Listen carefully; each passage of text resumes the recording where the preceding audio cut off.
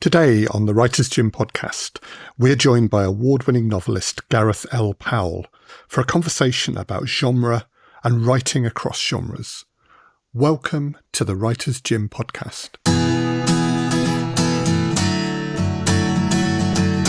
The Writer's Gym podcast. Build creative confidence and grow your writing life with Rachel Knightley and Emily Inkpen.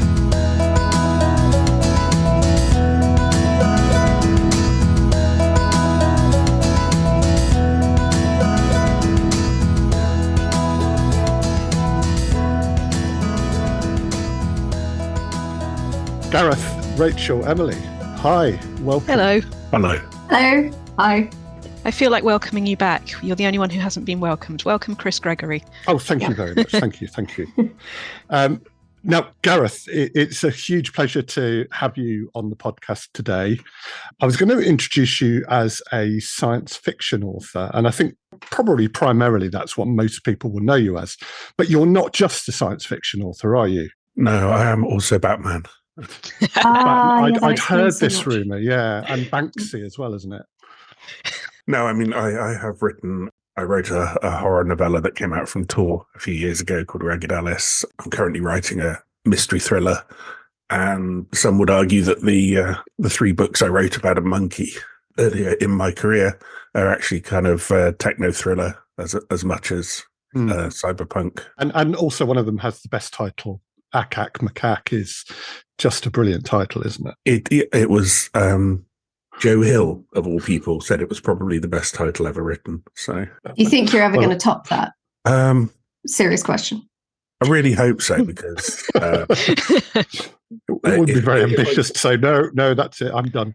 Yeah, no, I used to have this horrible fear that I would get hit by a bus and all I'd be remembered for was writing these three stupid books about a monkey. So that's kind of spurred me on to write all the other books I've written since then.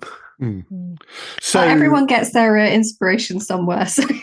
Well, indeed. And the thought of being hit by a bus actually probably inspires us all to not take that day off, not stay under the duvet and actually get up and do stuff, whether we're writers or artists or whatever. And not trip over the duvet when we do get up. And not trip over the duvet, because that could be messy. Look both ways before crossing the road. That's my big one. I'm like, look just both the ways things are before starting to go well. I'm just... I can't remember who said it, but there's a quote that art is long and life is short and books are very hard to write. So... Oh, what beautiful scansion. We should probably put that in the publicity materials for this podcast, I think. As you've mentioned there, Gareth, there's at least three different genres, and monkey, if that's a genre. So we'll talk about those different genres as this discussion progresses. But you've also written a book about writing, haven't you? I have. Well, I wrote it by accident, but yes. That sounds very Douglas Adams to have written a book by accident. Well, what happened was when I started writing like 20 years ago, I also started blogging at an old blogger.com. So I was writing down things I learned as I went along. And then that went on for years and years. And then about 2017, I decided to back all the posts up into a Word document, and it came out to like 60,000 words. And so I tweeted, I appear to have accidentally written a book. Luna Press sent me a DM and said, we'll publish it. So that's what happened. And then it came out as a small sort of pocket guide from Luna Press, and an editor at Gollancz liked it so much, she bought out the contract and we released an expanded hardback edition a couple of years ago. Fantastic. Nice. Well, I mean, as this is the Writer's Gym podcast, and I think most of the people that listen to this are writers of some ilk, what's the name of the book and where can people get hold of a copy of it? It's called About Writing. It's the authorized field guide for aspiring authors, and it's from Gollancz. It's available at all your favourite booksellers and a few evil ones too. And it's, as I say, it's hardback and it's full of great stuff. We have a term, the rainforest site, on this podcast, so I'm sure it's there. But we will put a link to the book into the show notes of this podcast. I think it also goes to show, like, in terms of as a writer, how you can be doing little things all the time and then suddenly find that they've added up. And you're like, oh, okay, that actually became a thing, and these little steps you're taking actually become something much bigger. Austin Kleon has a book called Steal Like an Artist and a sequel called Show Your Work. And I can't remember which one it's in, but there's a chapter in one of them about how your flow becomes your stock. So you do something every day and then you end up with a huge stock of something at the end, which is quite interesting.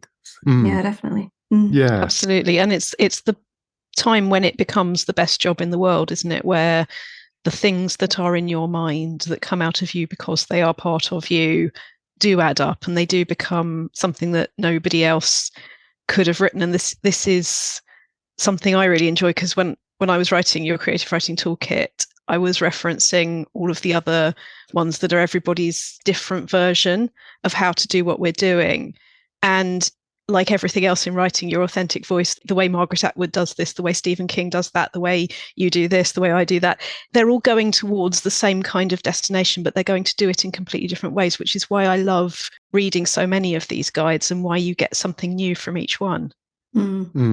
Definitely. I mean, when I was putting About Writing together, which was, putting the posts into a logical order so it went through the process and so forth, and then rewriting some of them, I was very keen not to be prescriptive. So this isn't a, you must do this, you must do that, this is how I do it, this is the only right way to do it kind of guide. It's more of an encouraging guide. This is more of like, here's stuff you can do, here's stuff you can try, here's how to try and find your own voice. I think my editor said it's much more like a wise uncle sitting around a fire talking to you, rather than a sort of school teacher wagging a finger at you. Which is why they got me in to do the audiobook, because they said, I don't think I'd be very good at fiction because I can't do different voices or what have you. But because that was written in the first person by me as advice, they thought it would be much better for me to narrate it.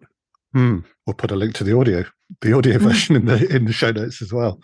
And I guess that's kind of the ethos of this podcast, isn't it? Really, we don't want to presume that we know more than anyone else, but what we do have, and what our guests have, is experience of writing, their versions of writing experience, and I guess what we're trying to do is just share that, put ideas out there, say kind of we know where you are as writers, we know what you're going through, we know the process, and this is our version of how we solved your problems. But also even more importantly than that, the idea of it being the writer's gym is that you turn up and you do your little bits of weightlifting, and it's not about thinking I'm going to snap my fingers and be perfectly healthy and have it all sorted out for the rest of my life. It's coming back and doing a little bit and finding out what works for you. It's showing up. Yeah. We'll talk more about techniques and the process of writing as this discussion goes on. But topic today is genre fiction, and I want to just go round and just get your views on this term genre fiction and what we think of it. Gareth, do you want to kick us off on that one? It's something that people get very exercised about on social media. On the one hand, you have people saying it's just a marketing term, write what you like. And on the other hand, you have people saying, well, actually, it's a very useful term because I know, for instance, in science fiction, a lot of science fiction is written in conversation with itself. So you're writing about topics that other writers have written about in the past, and you're finding new spins on them and so forth. So both those ideas are actually true. I mean, genre is a marketing term. It's, where to go in the bookshop to find the books you want. The certain publishers deal with certain genres. There's a kind of romantic idea that everybody is like Neil Gaiman, and we can kind of wander around plucking ideas from wherever they come from and crossing genres at will and so forth. But commercial reality tends to be, if you're very well known in one genre, it can be a little hard to start in another one. But at the same time, I think each genre has its own traditions and its own conventions. So it's very useful to be versed in them before you attempt to write in them. So I guess what I've just said is genre exists and doesn't exist. Yeah. And Emily, I want to come to you next. And you write in the genre that Gareth is best known for, I guess, which is science Generally, fiction yes. as well. I mean, what's your thoughts on genre fiction? And do you see it as restrictive or liberating? I work in marketing, and I do think that it's mostly useful for that purpose. People who are looking for future stuff in space or in other worlds that does not involve elves often go for science fiction. And obviously there's a huge amount of crossover. If you look up science fiction subgenres, the list is insane. It's huge, which just goes to show exactly how broad the term genre can be, and almost how useless it is, because almost the more you look into it, the more you're like, well, this is ludicrous. Like, you can't quantify things in this list. Lists are always limited, or they just go on forever. I think that what you just said, Gareth, about the fact that if you're writing in a specific genre, being well versed in that, other books in that genre is useful, and being able to sort of play in that ballpark is useful. And I think actually I could have done with doing that more, because my book has ended up being completely left field in the genre, and therefore, a bit of a problem. Then they also say that sci-fi has historically fallen into certain sort of tropes and certain, there are certain things that are associated with it that aren't that positive. And the best way to break out of that is to read in other genres and then bring sort of styles and ideas from those genres into science fiction to sort of break that up and mix it up. So I think there's definitely, genre can be a tool for writers to sort of say, okay, well, I'm in this little swimming pool over here, but I could potentially get out and go and dip in that one for a bit and then come back, get out, lay on my towel for a bit. It's more of a tool of a word, I think. But, again, if you look too closely at it, you realize how completely ludicrous it is, and, it stops really having any meaning. Well, Rachel, I think your work might fall under the category of difficult to pigeonhole. You're such a flatterer. Well, but I mean, just to extend Emily's analogy, which sun lounger do you put your towel on? Well, I would see your sun lounger and raise you kitchen table. My partner has a habit of leaving things out so he'll know where they are. Oh my God, our yes. kitchen table, I am not judging, I am merely reporting, more or less. These things will be left out everywhere so that he'll know where they are. Now, sometimes that works, but gradually it becomes less useful in terms of knowing where something is, because there's lots of stuff out there. Oh, where's the X? It's right there. I didn't see it because of all the other things around it. Genre fiction for me is the better option to not having a system, because when we want to read something, yes, it's more democratic if I've, as I could so easily do, as you can probably tell behind me, have all of my books everywhere and all over the floor, but it doesn't actually get the mood that you're in or the thing that you need for useful reasons. That chaos stops being useful at a certain point. So I completely am on board with the need for a labeling system and to know where stuff is. My last fiction book, Twisted Branches, was published by Black Shuck Books, whose slogan, just to give fuel to your point, Chris, is publishing the peculiar since 2015. And Steve, who runs it, celebrates things not having necessarily, or not all of the things, having a natural home. Broadly, he started in horror and he edited Great British Horror, which is where I met him because I was recommended by an editor he knew, and that was how I came into there. So it came in through horror. But the story that I wanted to write, the kind of horror that I was interested in, I'm still interested in at that point, was what happens between human beings and how communication and misunderstanding shoots off everybody's lives in these absolutely horrible ways, in a variety of different ways that life can be horrible. And it felt like domestic noir, which is a subgenre of crime fiction technically. And that is a whole other argument that I will not go on about for hours. Just press that button and I would, but I will try very hard not to. By the time you arrive in it, even though it's technically a subdivision of crime, it is just as much horror for a bunch of reasons. So I just came in through what is not the conventional route, but then you could argue it's not the conventional route yet. People something, they do more of it. Like the term domestic noir was actually invented by Julia Crouch having a slightly drunken conversation with her agent trying to say what it was she was writing, and that became the name for it. So it is a question of listening to yourself, like Gareth's blog becoming that book. Mm-hmm. How we discover things. So yes, genre fiction is useful, but that's no reason for us to decide it's a prison rather than a liberation. Emily, you want to make a point? I've put my hand up like a child in class. Yeah, no. So doesn't work very well in audio, that. Not really, no. So it was very sweet though. Thank you. Yes, I'm being very well behaved. One of the things that is related to genre that I find is, okay, so the Twilight novels. These novels, I think, if you actually look at their component parts, should be horror. In every single conceivable way, they are horrific.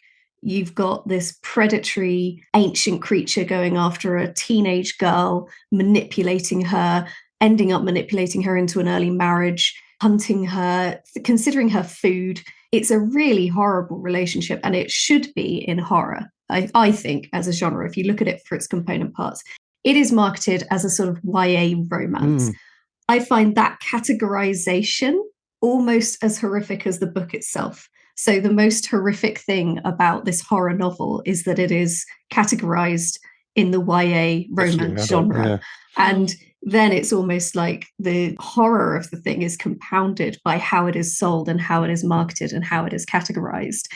And then it's like, well, what genre is the process of putting something into a certain genre? Like this is a horror way of looking at it. That happened really beautifully in the fantasy exhibition at the British Library that was there a few months ago, that when I went round that, two series that I absolutely love, Twin Peaks and Buffy the Vampire Slayer, they had little clips of them. And in this exhibition about fantasy, the word fantasy could not be in any bigger letters than it was.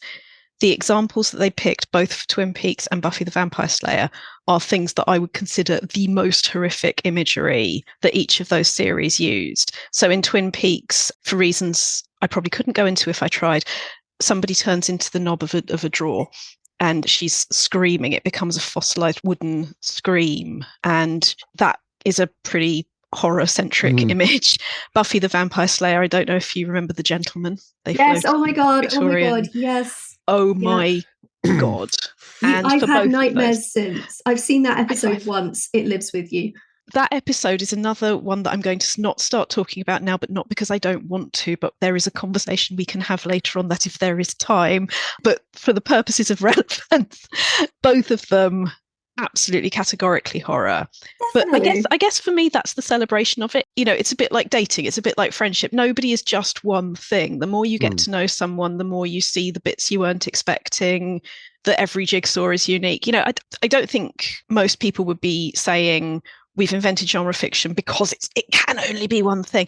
And yeah, I'm not saying the system is perfect. Like apples never fall, Liam Moriarty. If you took that blue and pink cover off and put a black and red one on, it'd be absolutely the same book, and it would pick up on different features that are the reasons that I enjoy her work so much. Somebody's going to disagree with each decision. Somebody's going to feel like it was more this colour than that colour. My next question was going to be, and I think you've certainly given a view on this, Rachel, but I was going to ask Gareth, do you think that writers tend to have a default genre, the genre that they naturally just fall into writing in when they pick up a pen? Well, it's probably different for everybody, but I would guess as a rule of thumb, you probably write in the genre you like to read, or that you grew up reading, because you write, you know, I certainly grew up reading sci-fi, so when I first started out, I was trying to write these very literary books, and I got bored after about 4 pages. And then I decided to write, you know, what I enjoyed, and woof, here we are. Yeah, and I think that's essential because you have to enjoy what you're writing. You have to write the kind of books you want to read, and you have to kind of bring your insight and your voice to the table to join in with the conversation of all these people. You know, I started out, you know, I remember when I was 7 or 8 years old, kind of watching Star Trek, and then going upstairs and getting a little spiral top notebook like this and writing a story that was 100% not exactly what I'd just seen with the serial numbers filed off. You know, you should just start doing that. It's where you start playing and you start making your own stories in the worlds you love. And I guess that's why fan fiction is a big way into writing for a lot of people. Is that something you've mentioned your boldly going into rewriting Gene Roddenberry's work. But did you write any other fan fiction before you wrote original stuff? No, I always wanted to write. My very first book was a fantasy. I was 8 years old, and it was called Spiky the Dragon. And it's a bestseller. I wrote it at school, and then the teacher folded all the pages over and stapled them together, and I did the illustrations. I've still got it somewhere. It's about a knight and a dragon's egg. Luna Press might be interested. A dragon's egg rolls out of a nest, and a knight is riding along, and he finds it, and the egg hatches, and the knight and the baby dragon become friends. And he says, I will call you Spiky the Dragon, and they go off and have adventures. So. That is so much better than the fan fiction I was writing when I was small. I hope we see it. Can we put Spiky the Dragon in show notes? Well, I haven't got an ISBN number for it, so I could have a screenshot. we could, yeah. I will try and find it. It's in a box somewhere. I think the world needs this. Yeah. Yes. Spiky's also spelt wrong as well. That's brilliant. That's even better. That's all part of it. It's a proper noun. It's the dragon's name. It's not wrong. It's just this is true. Specific. Yeah. Emily could and Spike. Spike. Yeah, that might be how the dragons spell it. Who knows? Emily and Rachel, I mean, was fan fiction a thing for you, and did that help you to find your genres or lack of them?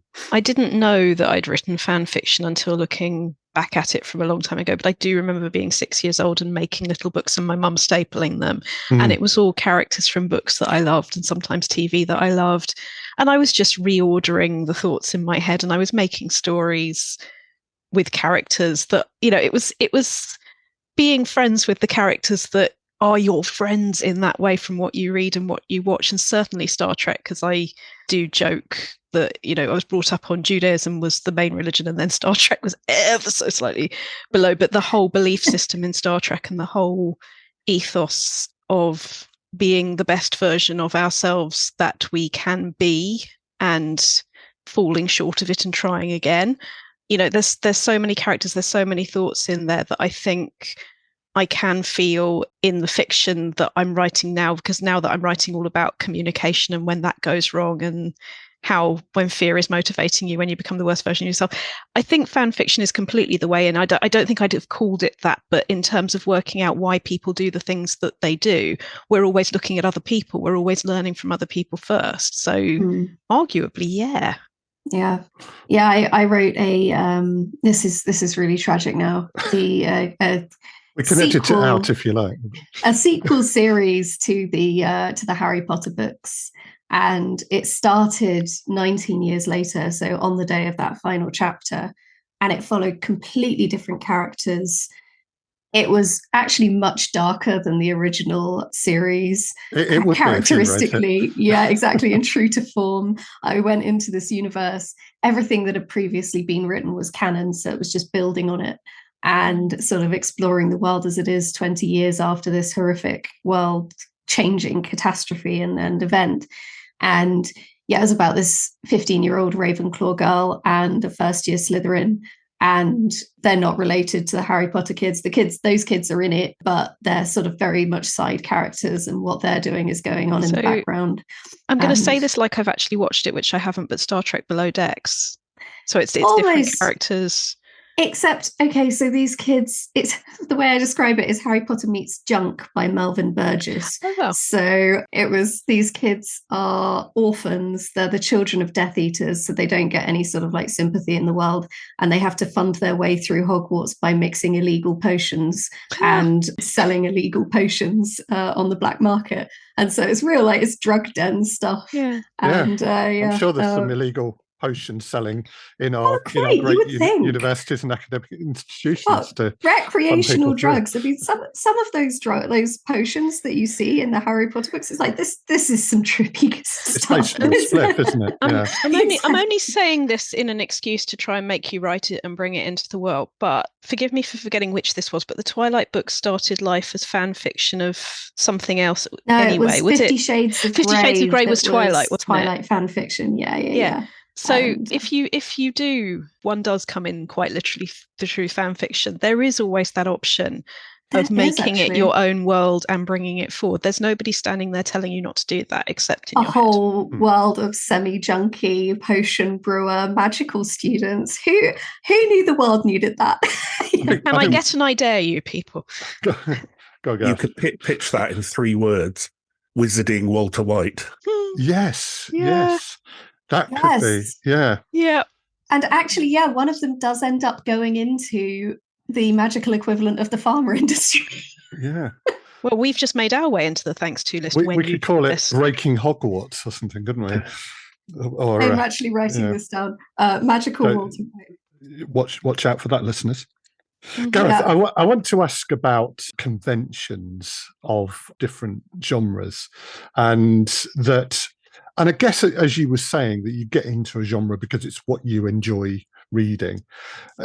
Do you think that writing within those conventions is important? I mean, particularly, I guess, when you're trying to make your name within that genre, or do you think that publishers, the publishing industry, and readers are receptive to writers that try and break out of those conventions within the genre? I think it's interesting that the more successful a book is, the less of a genre work it's seen as. That's true, actually. Yeah. So, for instance, say Cormac McCarthy, for instance, would write something that was basically a Western, but because it's Cormac McCarthy, it's mainstream fiction. Yeah. You know, Margaret Atwood famously is not science fiction. She's mainstream literature. And you hear these arguments for why and for whatever. And I think it's fine to have imaginative books in mainstream literature. I think it does everything good. And they can be gateway books to other genres as well. And it's fine. But when you talk about the conventions of a genre, it's always very telling when a writer from another genre or a successful mainstream writer decides they're going to write a novel, for instance, using all the toys of science fiction. And so they produce this thing, which is they write an adventure book in which 2 characters escape the death of their planet and they land on a new planet. And at the end, you find out their names are Adam and Eve. And something that was hackneyed back in the 1940s, but there was a writer a few years ago, mainstream writer, who grandly announced they'd written a novel about a relationship between a person and a robot, and it had never been done before. So conventions in genre and traditions in genre are useful to stop you reinventing the wheel all the time. It goes back to what I said earlier about a conversation. Each new kind of generation builds on the generation before and brings something new into the works. We had the cyberpunks that we had before them. The new wave were bringing more literate influences in. We had the new space opera. You know, we go through these cycles of new stuff. I think at the moment, I think what we're seeing is many more diverse traditions and inspirations and voices coming into the genre, which is reinvigorating it, which is fantastic. So the conventions are there, but they can be changed. And occasionally books within one genre will invent a new genre, or a new genre will hive off, like romantasy, which has appeared out of nowhere over the last year or so, and suddenly everybody wants romantasy. So these things they're not straitjackets, they're more amorphous. There's a porousness to the edges where they bleed off into other places, and you can take them to different places as well. And depending, as I say, how successful you are and how big your publisher's marketing budget is, you might be plucked from the genre you think you're in and put somewhere else. So sometimes an author becomes so popular and has such a distinctive voice that they become their own genre. And for Hemingway, there's that great quote that half the writers of the 20th century tried to write like him and the other half tried not to. Conan Doyle and Neil Gaiman, they develop this voice that becomes their own genre, and it becomes Gaiman-esque or J.G. Ballard in some ways, Ballardian fiction. If you become distinct enough, you become your own genre. A really interesting point, actually, about writers from other genres writing within genres, and the example I read recently, Kazuo Ishiguro's Clara and the Sun, which is a sci-fi novel, It's a sort of AI robot companion of a real child, and it's pure sci-fi, but it doesn't even get called sci-fi because it's written by Ishiguro, and Ishiguro is not a sci-fi writer. I think that's quite odd, really, but I'm sure that's something, you wouldn't take one of a writer's novels and put them on a different shelf, unless perhaps it's Ian Banks or Ian M. Banks. And there's another example. Actually, some of the Ian Banks novels are very sci-fi, but because they're not about the culture, they don't get filed under Ian M. Banks. More of that soon, I'm sure, the crossing of genres. But Emily and Rachel, I would say you're not classic examples of writers within your genres. So, I mean, you've not presumably followed horror toolkits or sci-fi toolkits in the work that you've written. I have never met a how to write book that was any good that wasn't about how to write like yourself. So this is not in order of preference, but just what I see behind my head on the screen right now. There are lovely guides in fantasy, crime, horror. When I was writing mine and when I'm reading one, what I'm always looking for is find the key that unlocks the door for you. So when I'm doing exercises for people, the reason I trained as a coach was to support the writers that I was supporting better, because you can't just put a thick line between what you write and your curiosity, your self-esteem or lack of, how much you're judging yourself rather than listening to yourself stands in the way of that. Now, I'm not saying that I say that to them the whole time. Sometimes I do, but what it's really about is making it fun again, making it curious again. So as long as the book that you're using is getting you to explore your curiosity, you might start out thinking, I couldn't possibly write science fiction. Or the example that we were talking about in a previous episode recently, when I said categorically, I don't write poetry, I don't write songs. And having had the conversation with the person I was telling that I didn't do something, somewhere in there, something had listened and then started doing something. And it turned out you did. And this is what it is to be a human. So I would say read without compartmentalizing yourself. Read, enjoy, get curious. I think that there's no guide that hasn't had something useful in it. Yes, of course, I've got favorites. We'll all have favorites, but that's why we should all keep writing them, because we're all individuals. Yeah. And Emily, I guess Dex Legacy happens to be set on another planet, but it could equally be, an imagined version of Earth with different nations, their political machinations, warfare against each other. Yeah, basically the reason I set it on another planet was so that I could shed all of the history and stuff that has gone on Earth previously and have a fresh start and sort of think about things from a new perspective, new goings on, new all of this, without being encumbered by actual history that people would go and look up and recognize. So it gave an awful lot of freedom, but I was never going to pretend that humans are anything other than what humans are and take away the history that we've got on Earth and suddenly humans are ascended beings of, great enlightenment. No, we're war monkeys. And that's sort of what it comes down to in many ways. People try, but conflict is almost inevitably a sort of upshot of human society and increasing populations and resource management and all of the rest of it. So the Dex Legacy is sci-fi, but what I'm more concerned about as a writer is writing true things. So it's doing something very specific with the sort of idea of super soldiers, but it's doing them with a no bullshit kind of filter, like removing the filter kind of.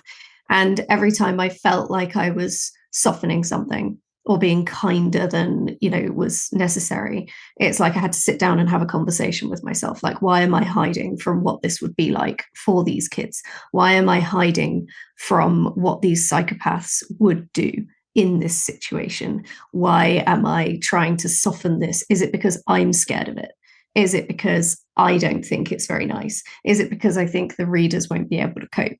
So basically being very self-conscious about why I'm writing what I'm writing and shedding as many of the sort of like predicted outcomes that are outside of the text as possible, and just being like, no, okay, this is the story. This is what it is. This is how I think these characters, being completely true to themselves, would behave. And it's ugly and it's not nice. And this is how the world responds.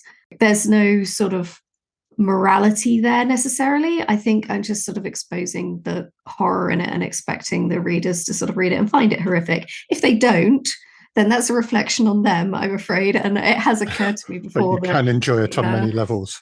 Well, I mean, like, there's the Homelander sort of situation in The Boys, where it turned out that quite a few people thought Homelander was the hero, not the villain. And there was, stuff came out, people going, wait, what, he's not the hero? And a lot of the internet going, oh, honeys, no. And so it's amazing when you do something like that, sort of the different interpretations. It turns the mirror around onto the reader, doesn't it? Exactly, yeah. And so, yeah, it has occurred to me that maybe some people think Nathaniel Dex is the good guy. I really hope it's not many, but no, not even I, who play him in the drama, would suggest that. Quite the opposite, in fact. So Gareth, I mean, we've talked over the last few episodes about kind of writing habits, writing inspirations. Last week we had a chat about playlists. I mean, do you have a different set of writing habits, mood boards, playlists for the different genres that you work in? No, I'm far more chaotic than that. Good to hear it. That sounds like organisation, and I don't do a lot of that. I sort of just sit down and get stuff done. I'm currently writing a space opera and a thriller at the same time, which is interesting. I'm about a third of the way through both of them, but I'm not finding it difficult to keep them separate in my head. So I'll wake up one morning and say, today's a sci-fi day, or I'll wake up and say, today's a thriller day. But they're very different. And they have certain things in common, like pacing and characterization, but the worlds are so different, and one's written in first person and one's written in third person. So I'm not finding that they're bleeding into each other at all. And it's actually quite refreshing to, when you get stuck on one, to just move to a completely different genre for a while. And so that's working pretty well for me. And when you get into, I mean, presumably if they're both kind of keeping track in terms of how far through you are, you might find that you finish them at the same time, and then you'll be editing them at the same time. And do you think that editing process of hopping between genres is going to be as easy as you find the writing process, or do you think that might be different? Well, just to put the cat amongst the pigeons, I've also got 2 other books to edit as well. So just ridiculous, Gareth. Ridiculous.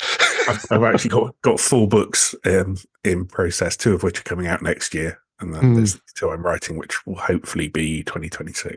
Yeah. So you're a sort of, the word in my head is centrifuge, that this is shooting off this sort of different tabs open in your life at the same time. Oh, I've always got like 30 tabs open in my brain at any time. That's so good and interesting to hear, because I like to have at least 2 things going, because when the procrastination fairies arrive, rather than go moving away, I find that I go from one to the other. Does that happen for you? Yeah, absolutely. And although we have just accepted an offer on one of those 2 books, so I will have to write that. I'll have to concentrate on that. Better do that one. Yeah. Well, congratulations. The answer I wanted, Gareth, was that in your garden you have different sheds for different genres. Roald Dahl had his writing shed, didn't it? And I kind of imagined you thinking, oh, it's Tuesday, I'll go to the sci-fi shed, and the shed would have little spaceships hanging from the ceiling. And then you go to the thriller shed, and there'd be like a gun on the door and stuff like that. Maybe that's just a me thing. I don't know, but that's. I think you've got sheds. I think you're projecting your sheds onto other people. I don't have sheds. I want sheds, but I don't have sheds. You are projecting sheds onto other people. You are projecting sheds. Yeah. Sorry. Shed projector. We'll edit all of this out. But Emily, what about you? When you do go from genre to genre, but do you have different writing approaches from writing novels to writing audio drama, for example? No, it all kind of has to happen on the sofa, laying very still with my headphones on, in my own world for a long time. It's very annoying that, life sometimes gets in the way of this, but I do work best. My best way of working is like that, just on the sofa, me, good 5-hour stint, and I won't even move. And I'll just write. And that is when I can really sink into it. And I'll write a whole episode of an audio drama like that. That will be the most productive.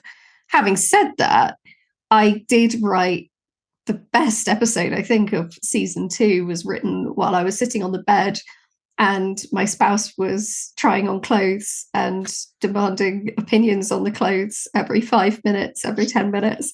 And I was having to break in the middle of this very, emotional conversation I was scripting, say, yeah, okay, I'm not sure about the neckline. Okay, yeah, turn around. Yeah, okay. And then back to War and Devastation right. on the laptop. Yeah.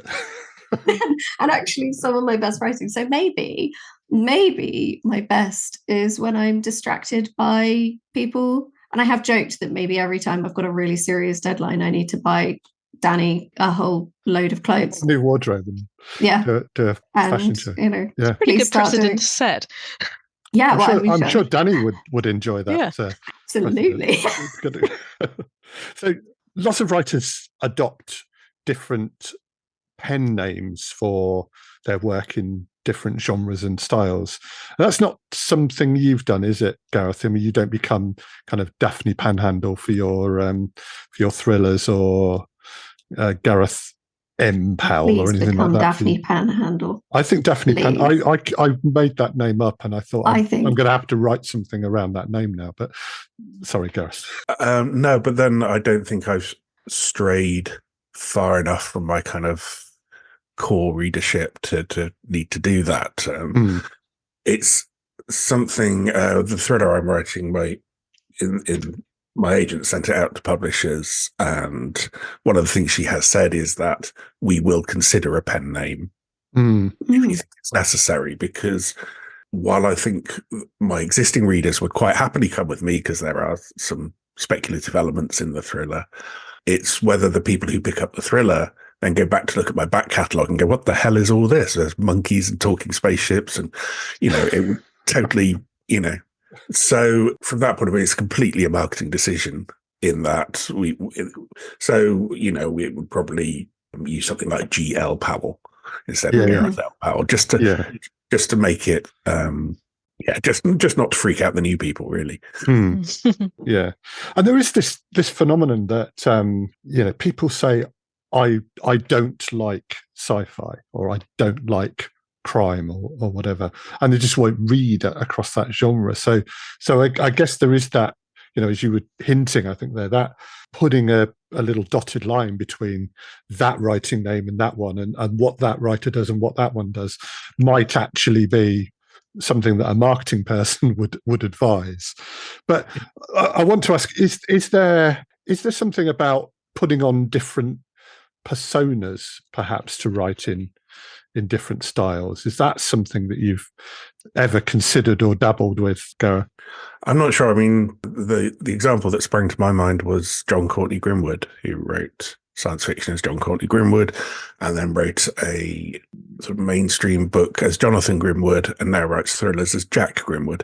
So it's delineated, so you can tell, where you're going, and not get confused about which is which. I think once I discovered my voice, I can't help but write from my voice. I don't kind of put on a persona. Yeah. But when the last 6 or 7 novels I've written have been in the first person from multiple viewpoints, so I have kind of inhabited the characters kind of like an actor in some ways, and just kind of channeled them onto the page as creators, but still very much with my own voice behind them. So it's I don't kind of put on a persona. I find it's better I write more authentically when I just write as me. So rather than trying to be the next David Mitchell or something, and kind of trying very hard, I think it's very difficult to maintain that for 100,000 words. Yeah. Rachel, do you kind of have a persona when you write? Do you adopt a persona for each project or each book? My surname is not my birth surname, and I got rid of my birth surname because of whose surname it was, and that he had not been in my life in positive ways. And by changing my surname, I found that I stepped into myself in a way that was psychologically helpful. Yeah. I was walking around WH Smith long before the police report that forced the decision, and for some reason in the books that I was looking at, and it was just a genuine thing, I did make a police report about my father when I was 18, and I didn't want his surname after all of that. So before that had happened, I was walking around WH Smith in the books department when that was more of a thing, and R.S. Knightley came into my head. S is not my middle initial, but that was the name I published my first ghost story in an anthology under. And at the time, it was phenomenally helpful. It was just a shove in a direction of who do I choose to be, not who am I waiting for permission for somebody to say I can be, but who actually am I. I dropped it after that anthology and went back to being Rachel Knightley, which is now legally my name since I was 21. And it was great, but it was for a psychological reason. I find, as Gareth said, that it's about getting into you. And if there was something that made me think, do you know what, it would just be fun to play with another name, I'd absolutely do it. But I think the people that I've heard worrying more about what name they write under when they start than what they're writing, it's just about not putting the emotional cart before the horse. Get to know yourself in whatever ways that works, but don't, as I'm often saying about people trying to edit before you'd written, it's no good obsessing over the color of the curtains when you haven't built the foundations of the house yet. You don't know, you can't edit what you haven't written. You can't know for sure what's going to be the finessing until you've done the deep stuff. And actually the deep stuff is the wonderful bit. It's exciting, it's interesting. Yeah. Gareth, is there a genre that you would like to write in but haven't yet? Maybe this forthcoming Daphne Panhandle novel, perhaps. Yes. Should we be asking Daphne at this point? Do you two want to be alone with Daphne? Is Daphne in the room with us now? It feels like it. I tend to just, as I say, follow my interests. So I'm always been interested in science fiction. So I wrote science fiction. I've always been interested in making money. So I'm writing a thriller. And I've dabbled in horror because I've enjoyed like the Alien movies and The Thing, and so I've kind of brought that kind of horror into some of my sci-fi as well. I'd say my novel Stars and Bones is very much a kind of cosmic horror novel smuggled into my other space operas. So yeah, I mean, I don't have any great desire to go out and write a romance or a Western or anything like that. And I would be absolutely terrible at it because I have no familiarization with those genres at all. So, but I'm just kind of, I don't have one I would like to have written in. Otherwise, I would have tried to write it by now. I mean, let's think now about cross genres, because there are lots of examples, and we've mentioned some today where genres seem to come together. And you mentioned westerns there, but there's Westworld is as an example of sci-fi meeting westerns, isn't it? What do we think about mashing up and mixing, crossing genres? I would be tempted to go back to Liane Moriarty, Tana French, where the domestic noir that I'm interested in, that came through crime fiction. But like I said, if you put a different colour scheme of cover on a lot of those, I mean, Tana French has escaped pinkification because it is that bit more violent and murdery. But what's going on with those and what's going on with Liane Moriarty, that is all domestic noir. And I'm bending the question slightly, but there are examples where you can absolutely see it could have been more than one thing and a decision has been made. And probably, as Gareth mentioned, the reasons are because they need to be as much financial as literary in those cases. Yeah. And, that's not a criminal offence. That is a necessity of an industry. It's a good problem to have. I do get slightly impatient with the self-appointed genre police who will go around and go, this isn't sci-fi, this is space fantasy, this is because X, Y, and Z. And it's just like, it's a book, it's a story. Yeah. I have no interest in kind of defending the borders because, as I said, I like them to be slightly porous and absolutely. And if you want wizards in your space adventure, Star Wars is, that's fine. It's just a different flavor of the same thing. So I don't like that, the kind of tribalism that I only read this stuff and I'm going to decide which stuff falls into this little silo, and I'm going to keep out all the other stuff. That can be annoying. Well, limiting, exactly. To you as a reader, I guess. I was just thinking about the movie Blade Runner, which is very much a kind of old-fashioned detective story that could almost, almost a pastiche of something like Bogart's The Big Sleep, but with replicants in it. So it becomes sci-fi, but it's and actually a lot of early genre stuff was written in that kind of Ellery Queen, kind of Dashiell Hammett kind of first-person thing, but with different furniture. So I don't think be too purist is what I'm trying to say, I guess. Yeah. Well, we're coming to the section of the podcast where we think about challenging our listeners and offering advice to them on genre stuff. So, Gareth, I'm going to come to you again and get some thoughts from you on advice that you would give to a writer who was just starting to write in a new genre. Are there any tips and tricks that you would offer? Just read everything you can find in that genre. Read the good books and try and figure out why they're good. Read the bad books and try and figure out why they're bad.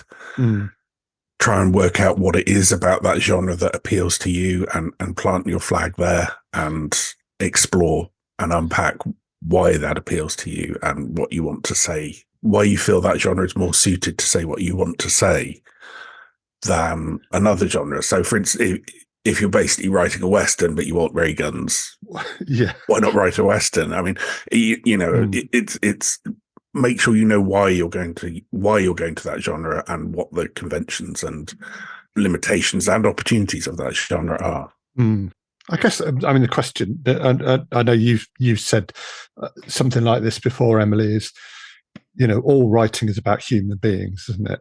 And it's what your genre, your setting allows you to learn, or you and your readers to learn about humanity and people and relationships. And why is that the best way to learn that thing that you want your audience to learn? Rachel and Emily, any thoughts on putting on a new genre? I mean, other than get a pink shed or something. Can I stay like that? Can I stay with something Gareth was saying in terms of not just writing in a new genre, but turning up to a new blank page? That thing about why you want the things you want. There might be a reason that even though you don't consciously know why yet, that the ray guns belong in the thing that you might not think that they should belong in.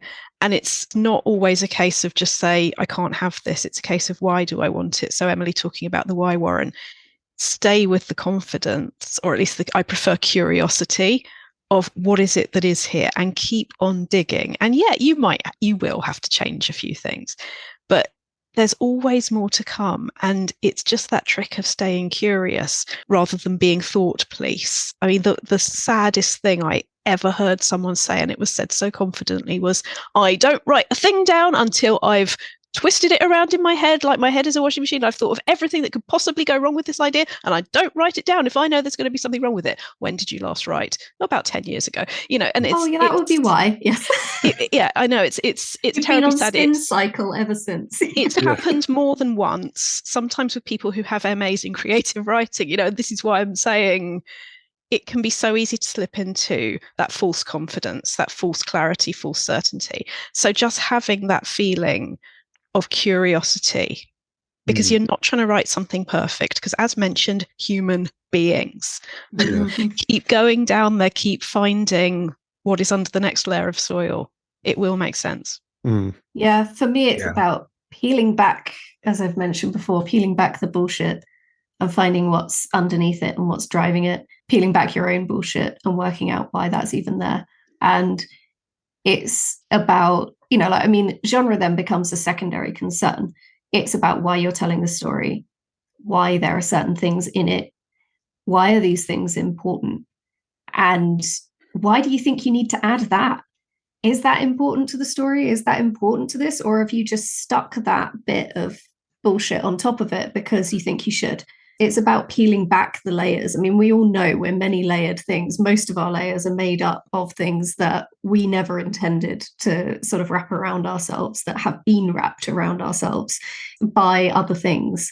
So it's sort of, it's a process of peeling it all back.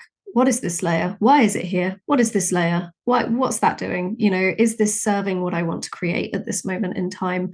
Getting to the essence of it. And as a copywriter and as somebody who deals with language quite a lot, I do it with language as well. I peel back the sort of, you know, like, why am I using this word?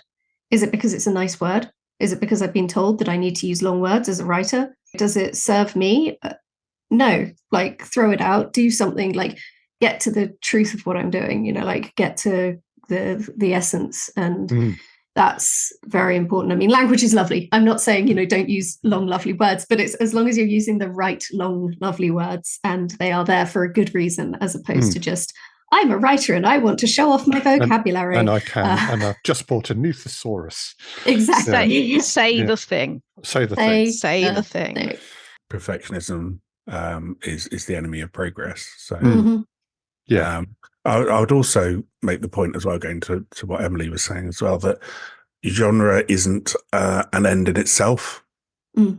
I sometimes find that I've done a lot of lectures on creative writing at various universities, and occasionally there will be a student who's decided he's going to write this 9-volume fantasy epic, and I would sit down with him and say, "What's it about?" And he goes, "It's about this war between the goblins and the elves or whatever." And I go, "Well, what about it?" "Well, what happens?" I go, "Yeah, but what are you saying? What is your book about?"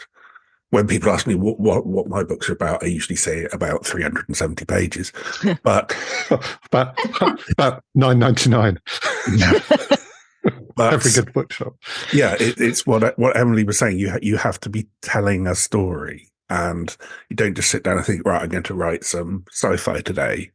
You sit down and you write a story and you use the genre as a storytelling tool rather than as an end in itself. Yeah, great thought. Yeah. I'm still intrigued by Emily's image of peeling bullshit, but we'll think about whether we edit that out or not. We are all onions. We are all onions. We are all onions. Yes. Rachel, do you have a? Are you an onion? Are you an onion? We're all onions. And do you have a shed? Do you have a writing challenge for us? The most important thing that has come out of every single thing that we have said is that writing like yourself is something that only you can do. So there's knowing that, and then there's spotting the obstacles. My creative I dare you for this episode is spot the should fairies. The should fairies will be circling. I don't care how much you've done before. I don't care how confident you feel. There's going to be a should fairy that stops you from doing something that maybe you don't know why you want to do it, or that doesn't belong in that genre, or something like that. Spot them and shoot them entirely non-literally, because they are non-literal beings, and stay with the curiosity.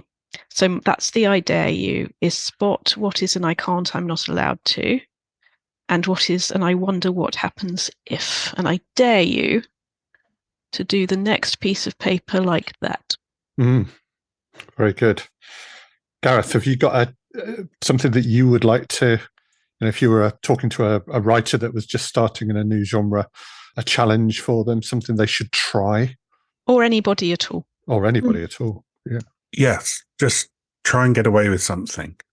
When I was writing my novel Fleet of Knives, I got to a point, and the chapter 49, the infamous chapter 49, and I thought about, because as I was writing it from different first-person viewpoints, and I thought about what this character's reaction would be to the previous chapter, and it would be 2 words. So I thought, I'm not going to sit here and write a 1,000-word chapter when those 2 words just completely sum up what this character was thinking. So I cackled to myself, and I turned the page and I started the next chapter, and I thought, I'll never be able to get away with that. But my editor loved it. So it stayed in, and people are, I still get people who are reading that book for the first time going, oh my God, chapter 49. Yeah. if you don't think you can get away with something like Rachel should fairies, just try and get away with it. Yeah. I love that. The one that they remember is 2 words. I mean, that means that the 2 words are absolute solid gold. You have mined them to the heart of the bullshit. And, that's what's left. You've peeled back the layers of bullshit. It's 2 words and they're gold. Set your controls for the heart of the bullshit, as Pink Floyd did not say. Yes. Careful with that bullshit, Eugene. There's Gareth, lots of bullshit going on today, apparently. There is a lot of bullshit, and most of it coming out. But we're shooting the bullshit. We're not keeping it. We're going to the middle for what the bullshit is protecting us from. Shed the bullshit. The gold shed at the centre. Being the shed with the bullshit. With the I got that. Sorry, I went there. Yeah, thanks. Gareth, thank you so much for joining us today on the Writers' Gym. Where can people find out more about you and buy your books? There's my website, which is GarethLPowell.com. I've also, my wife and I have also just started a cross-genre small press. We're crowdfunding our first anthology at the moment, which will contain sci-fi, fantasy, horror, mystery. And you can follow developments there via her newsletter, Jane Deere Gammon. You can find her at janedeergammon.com and online all the social medias as well. So that's very exciting because we just weren't busy enough. So no, I could tell you weren't busy enough. Well, look, we'll post all sorts of links in the show notes for this podcast. Gareth Powell, Rachel Knightley, Emily Inkpen, thank you so much for joining us on the Writers' Gym today. Thank you, Chris Gregory. Thank you, Chris Gregory. Thank you for listening to the Writers' Gym podcast with Rachel Knightley, Emily Inkpen, and me, Chris Gregory. If you'd like to learn more about Rachel and the Writers' Gym, please go to rachelknightley.com. To find out more about Emily, please go to emilyinkpen.com. And for Chris, go to alternativestories.com. We'll print all these links and more in the show notes for this podcast. The Writers' Gym podcast is an Alternative Stories 2024 production for the Writers' Gym. Production, sound design and editing were by me, Chris Gregory.